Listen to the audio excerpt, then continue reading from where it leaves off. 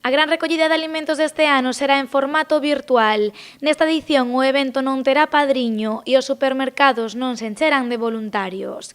As restriccións da COVID obrigaron ao Banco de Alimentos a mudar o proceso de recollida, pero o obxectivo é o mesmo.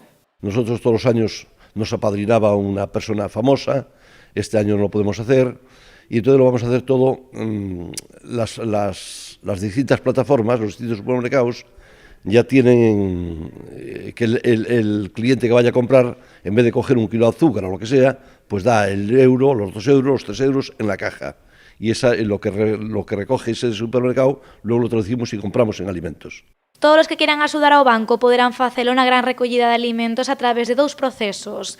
O primeiro levarás a cabo nos propios supermercados. Todo va a ser online, o sea, la gente que vaya a comprar, compra, pero luego lo que ella buenamente quiera, pues lo deja en caja y en ese mismo recibo que le pasan de la cuenta, pues saben que aporta 1 euro, 2 euros o lo que sea, lo que aporte el cliente.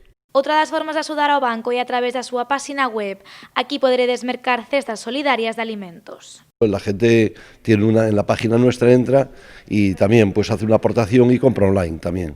Se este evento é cada ano imprescindible para o Banco de Alimentos, nesta edición o é aínda máis. O colectivo Pontevedrés atópase nestes momentos baixo mínimos. De feito, ata o mes de outubro o banco repartiu alrededor de 350.000 kilos de comida e actualmente atende xa a unhas 6.000 persoas vulnerables. Está aumentando, ya te digo, sobre un 30 o un 40%, porque claro, ¿qué sucede con esto? Que los empleos precarios han caído, los ERTEs aún están listos, la economía sumergida también se ha ido a la porra, o sea, todo está en esta situación que es dramática. Ahora mismo estamos en una situación que hacemos un llamamiento mayor que ningún otro año, ¿no?